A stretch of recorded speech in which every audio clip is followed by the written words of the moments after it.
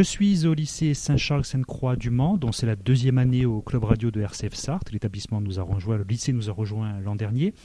Avec moi, Guylain de Barmont, chef d'établissement coordinateur. Bonjour. Bonjour Monsieur Bouladou. Quels sont les projets cette année pour le lycée ? Je sais déjà qu'il y a très bientôt, début octobre, un pèlerinage, des élèves vont se joindre au pèlerinage des malades à Lourdes. Moi je trouve qu'on commence bien l'année. Commencer par prier la Vierge Marie, c'est quand même ce qu'il y a de meilleur. Surtout à Saint-Charles-Sainte-Croix.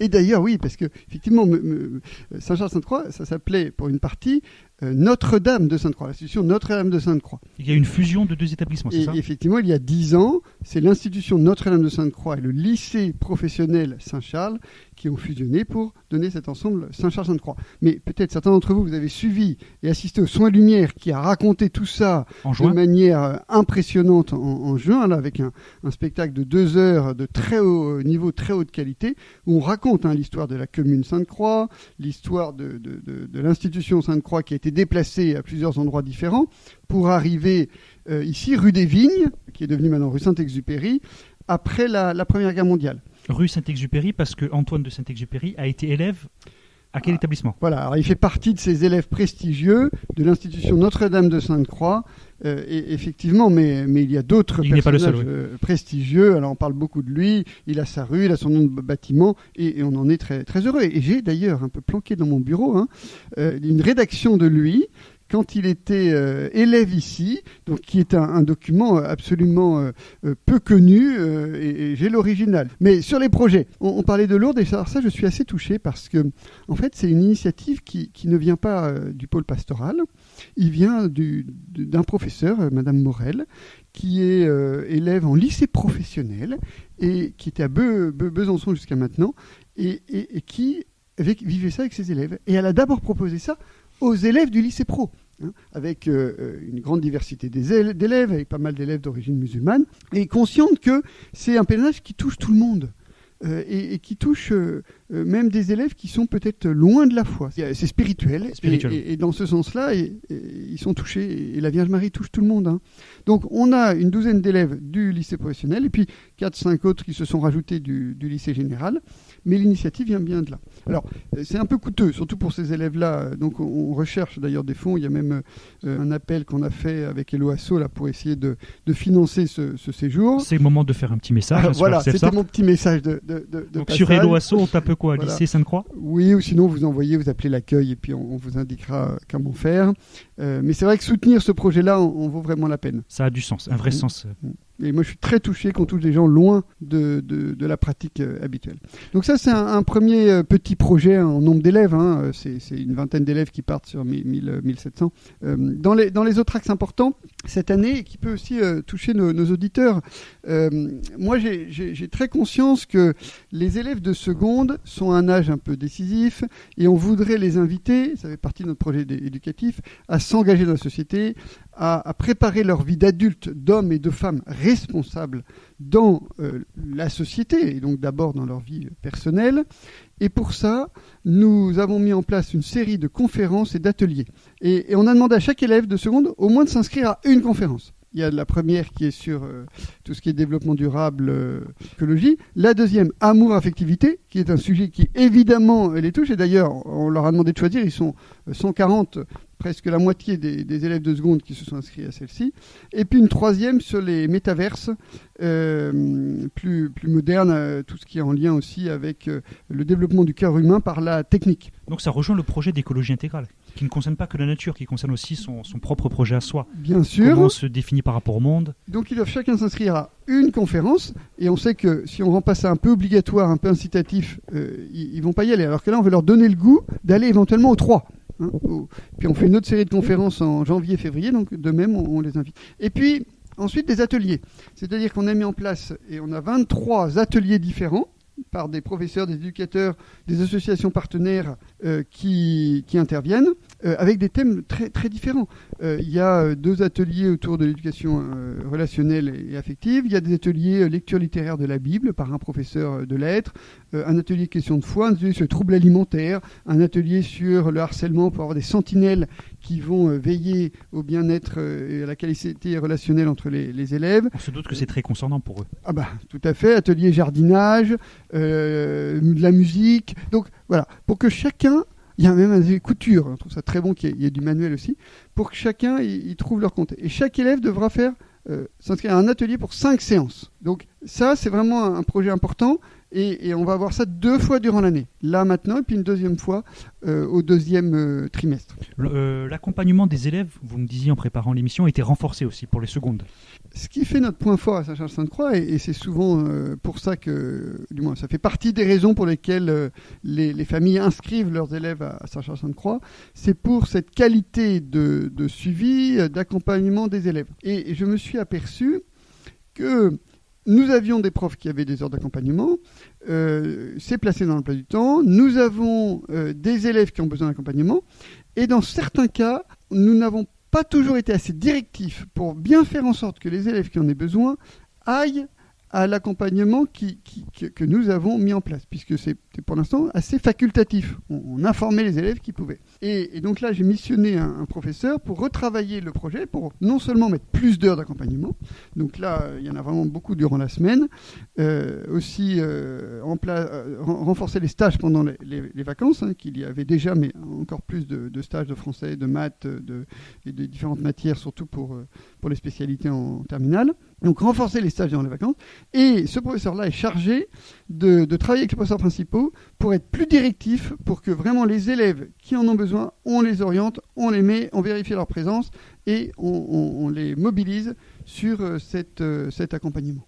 Il me semble que Erasmus+ a été renforcé cette année avec différents pays. Alors, effectivement, on a ce fonds Erasmus+, qui est très très important au niveau de l'Europe, qui permet de financer du travail en commun entre des élèves de différents lycées d'Europe. Et c'est même un peu plus large que l'Europe, puisque la Turquie est également dedans. Ces projets-là, nous étions déjà dans certains projets, puisque nous avons des élèves du lycée pro et du lycée technologique qui, depuis de longues années, vont en stage à l'étranger entièrement financés par ce fonds, donc ça leur coûte rien du tout. De même, dans le supérieur, nous avons des élèves de commerce international BTS qui font leur stage à l'étranger. Et là, nous sommes sur des nouveaux projets pour le niveau lycée, avec 4 projets dans lesquels nous sommes rentrés. 3 projets avec des pays comme la France, la Belgique, la Turquie, l'Italie, la Norvège, l'Irlande. Des élèves qui ont travaillé pendant 2 ans en commun en distanciel avec des élèves de ces pays. Et il y aura des regroupements. Donc le premier regroupement est fin novembre. Nous allons accueillir 12 élèves de 3 pays avec 6 professeurs. Nous allons les loger dans les familles et on va avoir une semaine de travail avec un groupe d'élèves de chez nous et ces élèves-là de visite et de travail autour de l'inclusion, puisque c'est le thème pour ce premier regroupement.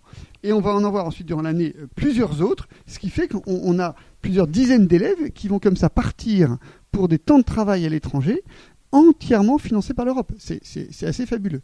Et c'est une chance pour eux. Ah bah c'est super. Mais le deuxième type de projet, c'est une mobilité individuelle d'élèves. On va avoir des places pour envoyer des élèves pendant 3 semaines, un mois, c'est ça, un mois, 29 jours, en Hongrie, mobilité individuelle, entièrement financée par l'Europe. Dans un lycée qui est déjà prévu, c'est calibré, et nous, on accueillera évidemment aussi des élèves de Hongrie. Vous avez parlé donc de commerce international, et là, on va viser un petit peu plus loin que l'Europe. Aujourd'hui, dans le commerce international, il y a une langue qui est très prisée, c'est le chinois. Et il y a un partenariat avec un lycée chinois. Effectivement, depuis de nombreuses années, il y a à Saint-Charles-Sainte-Croix l'option chinois et la LV2 chinois. Et on a une 50aine d'élèves qui suivent cet enseignement qui est assez passionnant, parce que c'est pas seulement la langue, c'est la culture, c'est l'écriture, la calligraphie. Quelle est leur motivation à ces élèves ? J'ai parlé de commerce international parce qu'aujourd'hui, dans les études supérieures, beaucoup de ceux qui se dirigent vers le chinois le font pour voyager, peut-être pour faire du commerce, des affaires, mais ce n'est pas forcément le cas des lycéens. Alors, leur première motivation, c'est d'abord de la curiosité. Moi, je vois c'est d'abord des élèves qui ont un beau potentiel. La plupart, on a un ensemble d'élèves qui étaient en Saint-Ex ou qui étaient à Saint-Louis ou dans d'autres c'est un peu comme les classes avant, il faut déjà avoir un niveau assez élevé. Alors, en tout cas, c'est des élèves qui sont prêts à avoir 2-3 heures de plus de langue par semaine et qui ont une envie intellectuelle. Et ça c'est déjà assez remarquable. Ce qui fait que c'est des classes où ça se passe effectivement extrêmement bien, avec des élèves qui en veulent. Donc d'abord la curiosité, ensuite il ne faut pas se leurrer, on n'apprend pas en peu de temps à parler couramment chinois. Surtout que c'est un autre alphabet, tout est différent. Mais par contre, et puis là-bas pour le commerce on parle anglais essentiellement, mais par contre c'est même respectueux d'une culture que d'avoir les codes, d'avoir quelques phrases de formule de politesse et même un peu plus pour rentrer dans la culture. Donc c'est d'abord ça ce que nous offre le professeur qui est d'origine chinoise et qui par ailleurs parle extrêmement bien français et vit en France depuis longtemps. Et là, on a depuis cette année un partenariat avec un établissement chinois à côté de Pékin et nous allons y aller. Nous allions aller à Tangshan fin mai avec une quinzaine d'élèves. Je vais y aller parce que on initie le partenariat, donc là-bas ils sont très sensibles à que le directeur soit présent. Il y aura un certain nombre de cérémonies très formelles. C'est un lycée européen, du moins un lycée international avec beaucoup de partenariats avec de nombreux pays dans le monde. Donc nous allons y aller, nous allons vivre plus de 2 semaines et demie, parce qu'une fois qu'on est là-bas, autant profiter du voyage qui est très, très coûteux pour être dans le lycée, puisque nos élèves vont être accueillis dans des familles chinoises, avec plusieurs jours dans le lycée, là-bas, et logés dans les familles, et puis ensuite des déplacements plus culturels à travers la Chine. Il nous reste quelques minutes, on va arriver au Club Radio.